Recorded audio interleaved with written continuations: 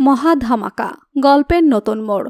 চৌধুরী বাড়িতে এসে সুদীপার ক্ষতি করার আগে শেষ মুহূর্তে হাজির হয়ে কুন্তলার সকল চক্রান্ত সবার সামনে ফাঁস করে তাকে রামদোলাই দিয়ে সুদীপাকে রক্ষা করল দীপা। হ্যাঁ বন্ধুরা, আমরা এমনটাই দেখতে পাবো অনুরাগের ছোঁয়া ধারাবাহিকের আগামী পর্বগুলোতে। বিস্তারিত জানতে আমাদের চ্যানেলটি সাবস্ক্রাইব করে ভিডিওটি না টেনে শেষ পর্যন্ত দেখতে থাকুন।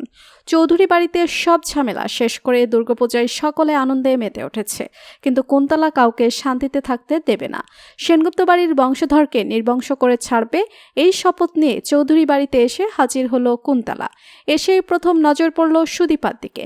সুদীপার ক্ষতি করতে চাই কুন্তলা, তাই এমন একটা পরিচয় নিয়ে এসে হাজির হলো যে পরিচয়ের কথা শুনে সকলে কুন্তলাকে মাথায় করে রেখেছে।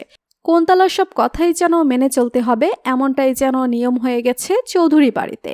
এদিকে সুদীপার তো কুন্তলাকে দেখেই সন্দেহ হয়, কিন্তু বড় মার কারণে সুদীপা কিছুই বলতে পারে না, কিছু করতেও পারে না। এদিকে কুন্তলা ভাগ্য গণনা করতে গিয়ে যখনই বলে যে এই মেয়ের জন্যই পরিবারের ক্ষতি হতে পারে, ঠিক সেই মুহূর্তে সেখানে দীপা এসে হাজির হয়।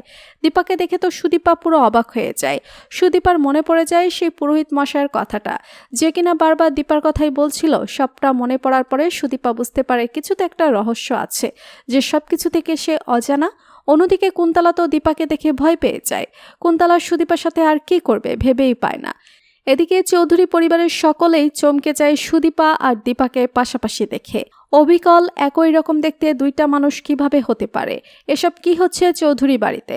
এদিকে দীপা তো কুন্তলাকে বলে, আমি তোর কোনো ক্ষতি করতে দেব না। ওই কথা শুনে কুন্তলা আরো ভয় পেয়ে যায়। তো বন্ধুরা, দীপা যেন এভাবে হাজির হয়ে কুন্তলাকে উচিত শিক্ষা দিয়ে সুদীপাকে যেন রক্ষা করে, কমেন্ট করে জানিয়ে দাও তোমাদের মতামত। ভিডিওটি ভালো লাগলে লাইক কমেন্ট শেয়ার করুন। আমাদের চ্যানেলে নতুন হয়ে থাকলে চ্যানেলটি সাবস্ক্রাইব করে রাখুন, যেন অনুরাগের ছোঁয়া ধারাবাহিকের যে কোনো নতুন আপডেট সবার আগে পৌঁছে যায় আপনাদের কাছে। ধন্যবাদ সবাইকে।